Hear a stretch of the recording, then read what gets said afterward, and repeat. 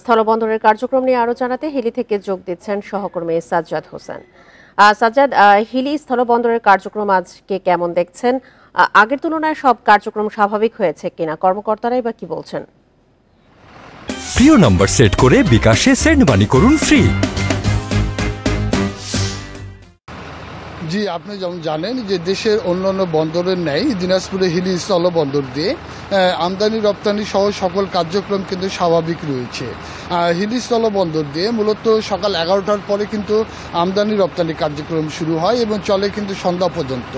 আর যে Panama wire house রয়েছে সেখানে কিন্তু পণ্য খালাস সহ বিভিন্ন কার্যক্রম কিন্তু রাত 10টা পর্যন্ত চলে। তো আমরা দেখছি যে গত কয়েকদিন থেকে স্বাভাবিক পর্যায়ে কিন্তু ভারত থেকে পণ্য আমদানি হচ্ছে এবং সেসব আমদানিকৃত পণ্য কিন্তু বন্দর থেকে খালাস হয়ে কিন্তু দেশের বিভিন্ন প্রান্তে কিন্তু সরবরাহ করা হচ্ছে।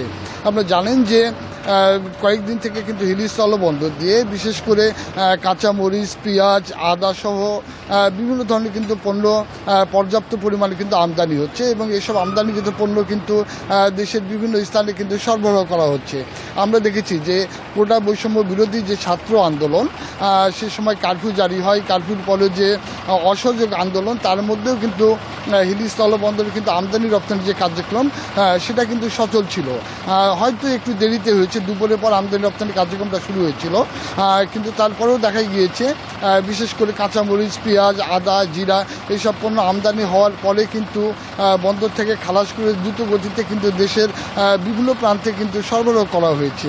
আমি গত কয়েকদিন থেকে হিলি স্থলবন্দরের কার্যক্রম দেখছি যে বিগত যখন রাজনৈতিক সরকার ছিল সে সময় কিন্তু যে পোর্টের যে কার্যক্রম স্বাভাবিক ছিল, কিন্তু কাস্টমসের কিছু জটিলতা ছিল।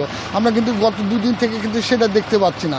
অর্থাৎ ভারত থেকে যেসব পণ্য আমদানি হচ্ছে সেটা কিন্তু খুব দ্রুত গতিতে ছাড় হচ্ছে এবং সেসব পণ্য কিন্তু দেশের বিভিন্ন প্রান্তে কিন্তু সরবরাহ হচ্ছে।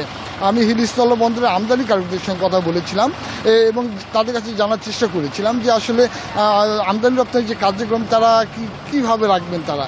তো তারা বলছেন হরতাল হোক, অবরোধ, যে কোনো মুহূর্তে তারা কিন্তু সচল রাখতে চান কিন্তু এই হিলি স্থলবন্দর আমদানি কার্যক্রম, এবং সেটাই তারা করছেন। কারণ বিগত সময়গুলোতে অবরোধের মধ্যে কিন্তু আমদানি রপ্তানি কার্যক্রম সচল ছিল। তা আমি রয়েছে হিলি স্থলবন্দরে, এখানকার যে আমদানি রপ্তানি কার্যক্রম সেটা কিন্তু স্বাভাবিক পর্যায়ে চলছে। এই ছিল হিলি স্থলবন্দরের সর্বশেষ অবস্থা। হিলি স্থলবন্দরের সবশেষ কার্যক্রম নিয়ে জানাচ্ছিলেন আমাদের সহকর্মী সাজ্জাদ হোসেন।